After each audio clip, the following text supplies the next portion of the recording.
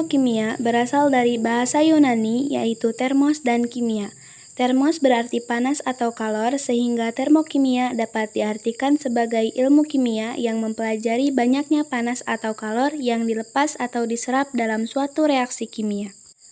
Para pengguna proses yang terkait dengan termokimia adalah ahli ilmu pengetahuan atau saintis dan ahli teknik. Misalnya ahli kimia yang menerapkan termokimia untuk menghitung kalor pembakaran senyawa tertentu atau ahli teknik kimia yang menggunakannya untuk merancang pabrik dan menentukan energi yang diperlukan pada proses industri. Selain itu, dalam kehidupan sehari-hari banyak sekali aktivitas yang kita lakukan yang ternyata sangat berhubungan dengan termokimia. Contohnya, ketika kita memasak air atau menyalakan api unggun untuk menghangatkan tubuh kita ketika berkemah. Untuk mempelajari termokimia, ada beberapa konsep dasar yang harus kita pahami terlebih dahulu. Di antaranya, konsep entalpi dan perubahannya, sistem dan lingkungan, serta jenis reaksi yang dibagi berdasarkan arah perpindahan kalor. Pertama, kita bahas konsep entalpi dan perubahannya terlebih dahulu. Entalpi merupakan jumlah energi dari semua bentuk energi yang dimiliki oleh suatu zat atau materi yang terdiri atas energi dalam dan kerja sehingga dapat dirumuskan menjadi entalpi sama dengan energi dalam yang dilambangkan dengan E dikali dengan kerja sistem yang dilambangkan dengan W, di mana kerja sistem atau W sama dengan tekanan yang dilambangkan dengan P dikali dengan volume.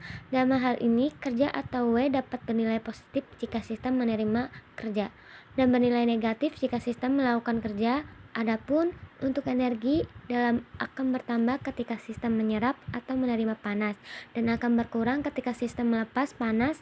Nah, dalam hal ini, energi dari suatu materi tidak dapat diukur, yang dapat diukur hanyalah perubahannya yang dinyatakan dengan delta E, begitu juga dengan entalpi. Dari suatu reaksi yang tidak dapat diukur, yang dapat diukur hanyalah perubahannya, yang dinyatakan dengan perubahan entalpi atau delta H. Perubahan entalpi merupakan besarnya energi kalor yang dibebaskan atau yang diserap dalam suatu reaksi kimia. Dapat dirumus dengan delta H atau perubahan entalpi sama dengan entalpi produk yang dilambangkan dengan HP dikurangi dengan entalpi reaksi yang dilambangkan dengan HR. Selanjutnya, konsep kedua yang harus kita pahami sebelum mempelajari termokimia adalah konsep sistem dan lingkungan.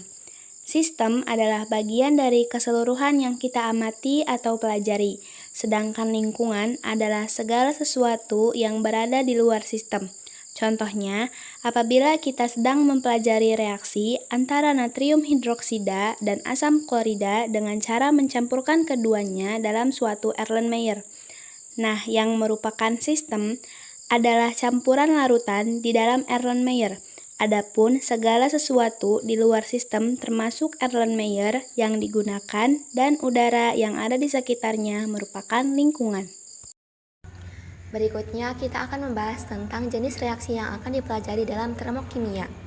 Berdasarkan arah berpindahnya kalor dalam sistem dan lingkungan reaksi kimia, dibagi menjadi reaksi eksoterm dan reaksi endoterm.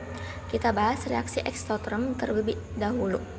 Reaksi eksoterm adalah reaksi yang melepaskan kalor dari sistem ke lingkungan. Ketika terjadi reaksi suhu sistem lebih tinggi atau lebih panas daripada suhu lingkungan, selanjutnya energi panas yang dihasilkan dari reaksi tersebut akan dilepaskan ke lingkungan. Dalam hal ini, karena sistem melepaskan kalor, maka entalpi produknya akan lebih kecil daripada entalpi reaktannya, sehingga perubahan entalpi atau delta H bernilai negatif. Hal ini menjadi penanda dalam suatu reaksi termokimia.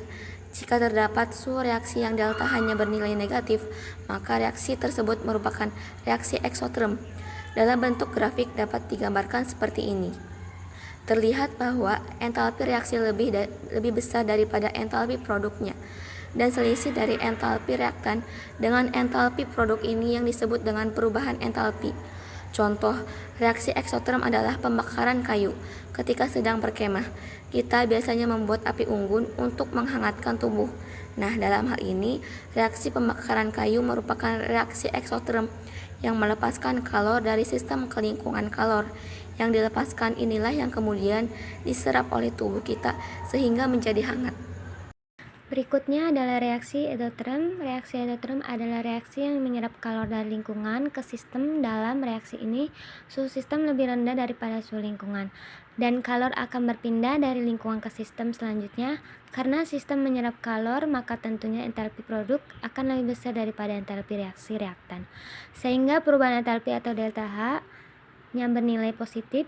Jadi, jika kita menemukan reaksi termokimia dengan delta H yang bernilai positif, artinya reaksi tersebut merupakan reaksi yang menyerap kalor atau bersifat endoterm dalam bentuk grafik. Dapat digambarkan seperti ini. Terlihat bahwa entalpi reaksi lebih rendah daripada entalpi produknya.